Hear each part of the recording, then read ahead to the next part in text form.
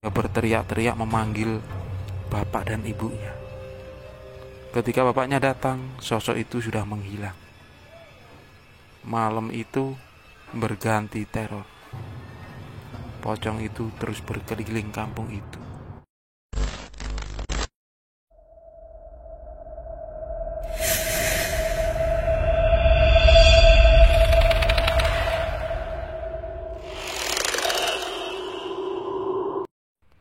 Hari itu Mbah Wiro dan Mbah Suro tak sempat beristirahat. Walaupun mereka baru saja datang dari perjalanan jauh, mereka langsung mempersiapkan sesajen yang rencananya malam itu akan digunakan dibawa ke sebuah sumber mata air yang tak jauh dari kampung itu. Sedangkan istrinya Mbah Wiro sibuk memasak tumpeng untuk dibawa bersama sesajen. Sulung dan Yono ditugaskan untuk mencari sepasang ayam putih mulus sebagai salah satu bahan untuk ritual. Malam itu, sekitar jam 8 malam, Mbah Suro dan Mbah Wiro berangkat menuju ke sumber mata air. Di belakangnya ada 5 orang warga, termasuk si sulung. Mereka bertugas membawa sesajen itu. Sesampainya di mata air itu, yang berada cukup jauh dari kampung mereka, di situ ada satu pohon yang sangat besar.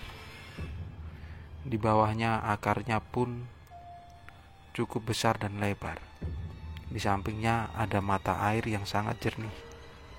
Air itu digunakan untuk sumber air minum bagi warga di kampung itu. Sesampainya di situ, semua sesajen diletakkan.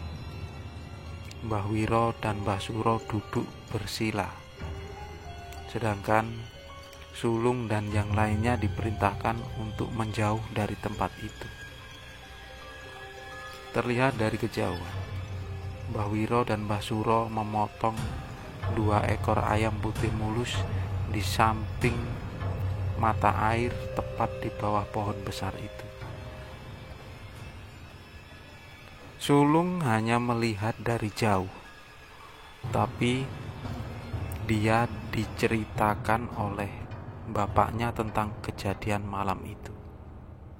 Jadi pada waktu itu, sekitar 1 jam dari mulai sesajen itu diletakkan, Mbah Suro dan Mbah Wiro terus bersemedi di tempat itu. Tak lama kemudian muncul sosok besar hitam dari balik pohon itu. Nah, menurut cerita sulung yang dari sumber cerita bapaknya itu, bahwa malam itu sosok besar itu marah kepada mereka.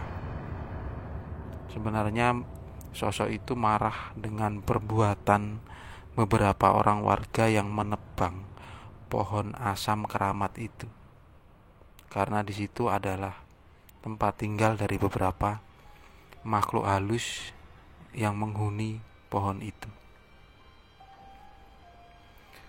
Mungkin bisa dikatakan itu adalah raja jin di tempat itu.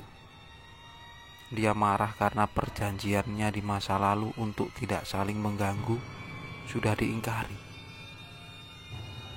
Sosok itu meminta tumbal manusia, tapi Mbah Suro menolaknya.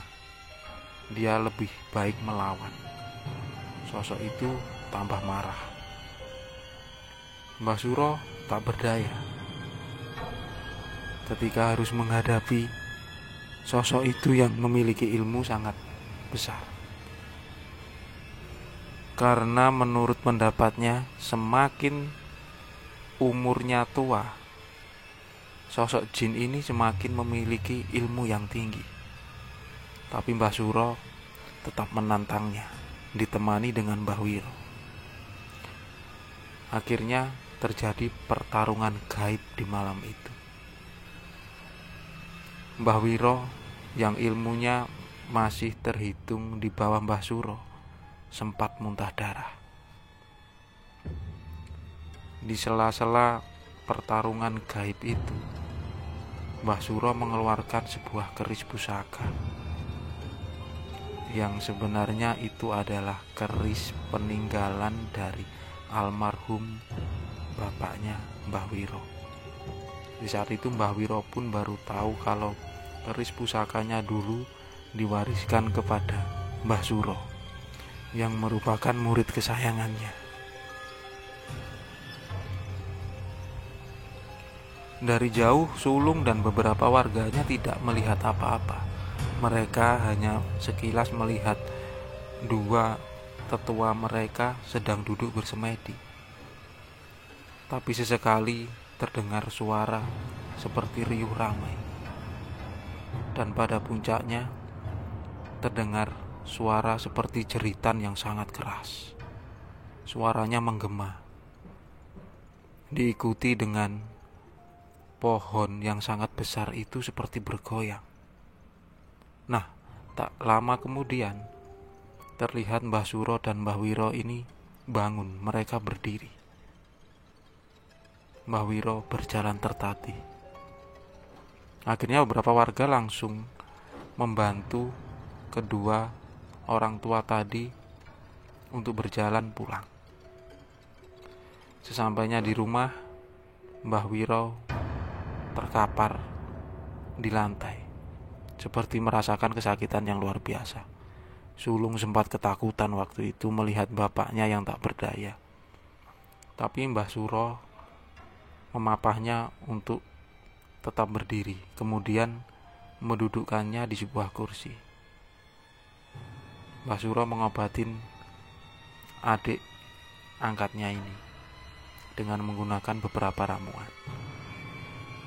Beberapa warga atau tetua kampung di situ ikut berada di rumahnya Mbah Wiro. Di situ ada percakapan. Tak berapa lama Mbah Wiro sedikit membaik. Dia bercerita tentang kejadian yang dia alami di tempat sakral tadi, yaitu tempat sumber mata air yang ada pohonnya besar. Dia menceritakan kalau di situ adalah rumah dari Raja Jin di tempat itu. Dia yang paling berkuasa di tempat ini. Menurutnya memang sudah ada perjanjian sejak leluhur mereka. Dan perjanjian itu sayangnya dilanggar oleh keturunan salah satu warga di situ. Tapi semuanya sudah berakhir. Semuanya sudah selesai.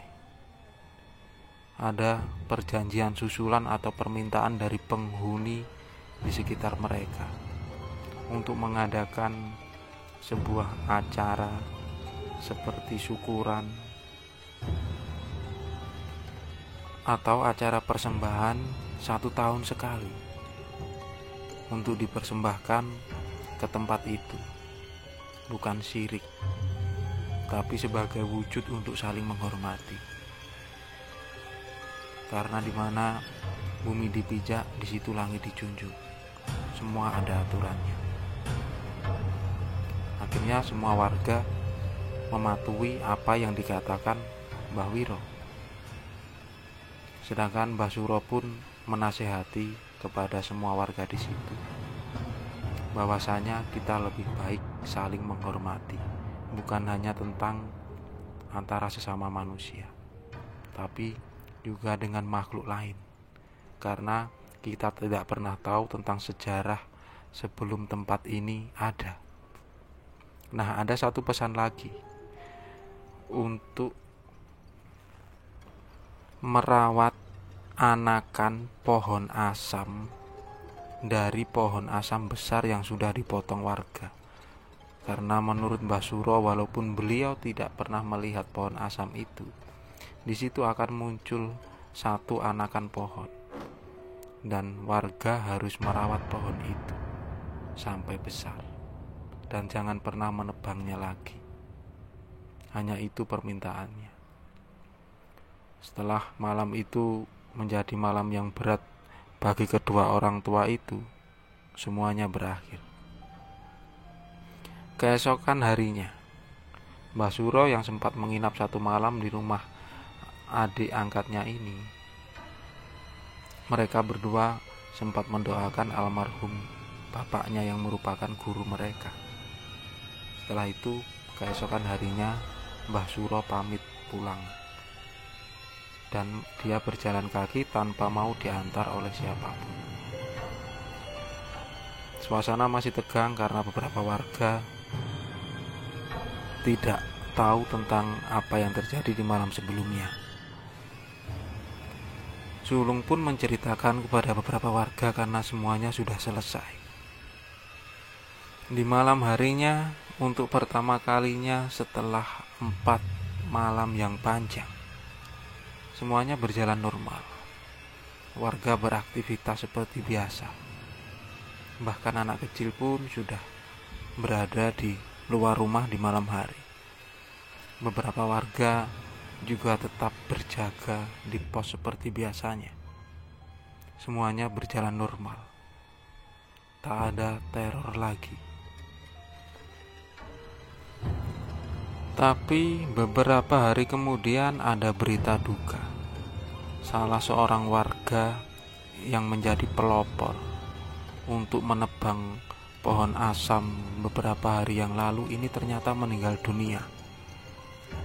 Seseorang yang sempat diobati oleh Mbah Wiro. Nah, ternyata dia mengalami sakit yang parah selama beberapa hari. Ketika mau dikuburkan, terlihat ada bekas hitam di dada orang itu, seperti luka dari dalam. Mbah Wiro pun sempat menyesalinya karena tak mampu menyelamatkan salah seorang warganya itu. Dia tahu apa penyebabnya dia meninggal. Mbah Wiro pun berpesan kepada keluarganya untuk mengikhlaskan apa yang terjadi dan jadikan pelajaran bagi warga semuanya. Semua warga diajak untuk mendoakan orang ini. Setelah itu dia dikuburkan. Hari-hari berjalan seperti biasanya. Semuanya kembali normal. Tak ada lagi teror dari makhluk apapun di tempat itu. Tapi kejadian itu menjadikan pelajaran bagi mereka semua. Bahkan cerita itu sudah diceritakan turun-menurun. Nah, itulah sebuah kisah yang diceritakan kepadaku oleh sulung atau Pak Mahdi, seorang lelaki yang berumur hampir 70 tahun. Sosok yang masih terlihat segar. Orang yang berwibawa dengan ribuan pengalaman selama hidupnya. Cerita itu masih menempel di benakku. Aku sudah izin kepada beliau untuk menceritakannya di video ini, dan beliau pun mengizinkannya dengan syarat semua yang ada di sini namanya disamarkan. Dan semua kejadian itu hanya untuk dijadikan sebuah pembelajaran bahwasanya kita harus saling menghormati kepada siapapun dan kepada apapun.